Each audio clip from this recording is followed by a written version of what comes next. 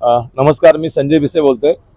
मी सर्वांना गणेश भक्तांना मी गणेश जयंतीच्या मी हार्दिक शुभेच्छा देतो।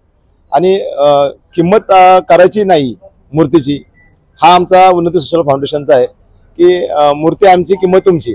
हा हेतू असा आहे की आपण जर एखाद्या मूर्ती घ्यायला गेलो तर तिथं मूर्तीची किंमत सांगितली होती 2000 3000, मग आपण काय करतो की 2000 नाही, आम्हाला ते 500ला 700ला द्या, 1000ला द्या। ती देवाची किंमत होती। तर माझ्या लक्षात असं आलं की असं नाही झालं पाहिजे कमी कमी देवाबद्दल। तर मग म्हणून ते आम्ही उन्नती सोशल फाउंडेशनने हा जवळ 7 वर्ष आले आम्ही आता असा उपक्रम चालू आहे आमचा। तर त्याच्यामध्ये विशेष म्हणजे त्रुटीपासून सुद्धा गणपती आमच्याकडे आहेत। तर त्रुटीपासून सुद्धा गणपती आम्ही 5 वर्षाला आम्ही देतोय।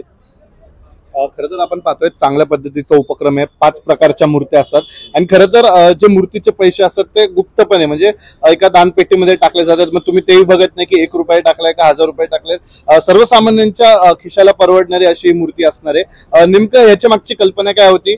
7 वर्षांपासून तुम्ही हा उपक्रम राबवताय, काय सांगाल? एक तर आपण देशाचं काहीतरी देणं असतो आणि पर्यावरणासाठी आम्ही हा ऍक्च्युअली कार्यक्रम करत असतो। 15 ऑगस्टला सुद्धा आम्ही असेच कार्यक्रम करत असतो। 15 ऑगस्टला बी आम्ही सीट वाटले होते, जवळपास 1-1.5 लाख सीट वाटली होती। तसंच आमचा गणपतीचं कसं आहे, तुम्ही शाडूमातीचा गणपती घरी नेल्यानंतर त्याला विसर्जन करायचं आहे आणि विसर्जन केल्यानंतर आम्ही एक तुळशीचं रोप देत असतो। मग ते विसर्जन केल्यानंतर त्या गणपतीची ज्यावेळेस माती होती त्यावेळेस आम्ही ती तुळस त्याच्यामध्ये लावायची। हा आमचा ज्या मागे येतोय आणि 24 तास ऑक्सिजन देणारी तुळस आहे आमच्याकडे आणि ती आम्ही तुळस देत असतो दरवर्षी। खरं तर आपण पाहतोय वेगवेगळ्या प्रकारच्या मूर्त्या या ठिकाणी तुम्ही तुळस देखील त्याचं देखील वाटप करत आहात। साधारण यंदाच्या वर्षी किती मूर्त्यांचं नियोजन आहे? आतापर्यंत किती नागरिकांनी आपल्याकडे बुकिंग केलेलं आहे? आतापर्यंत आम्ही तसा पहिल्या वर्षी आम्ही 200 मूर्त्यापासून चालू केलं, आता ते 1000 मूर्त्यांपर्यंत आमचा आकडा गेलेला आहे। आणि तरी सुद्धा आता काही वेटिंग मध्ये लोक आहेत, पण आता आमच्याकडे मूर्ती नसल्यामुळं आता ह्या वर्षी आम्ही 1000 मूर्तीचं वाटप करतोय आम्ही। खरं तर शाडू मातीच्या मूर्ती हा महाग असतात, तरी देखील तुम्ही कोणती किंमत न करता ती मूर्ती पर्यावरण पूरक गणपती साजरा व्हावा म्हणून तुम्ही देत असता।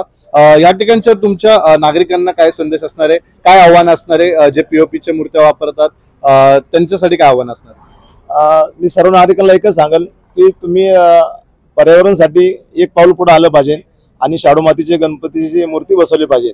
खरं ती आपली भक्ती आहे। आपण जर आपल्या देशामध्ये जर प्लास्टिक पॅलेटच्या गणपतीचं जर हे करत असाल, घरी बसवली असेल आणि ती गणपतीची मूर्ती आपण विसर्जन करत असाल, ती विसर्जन होत नाही।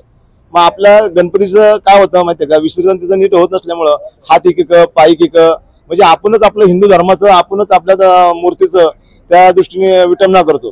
तर तसं न करता आपण शाडू मातीच्या मूर्ती बसाव्या किंवा त्रुटीच्या गणपती ते बसवले तरी चालेल, हा आमचा नागरिकांना सांगणं आहे।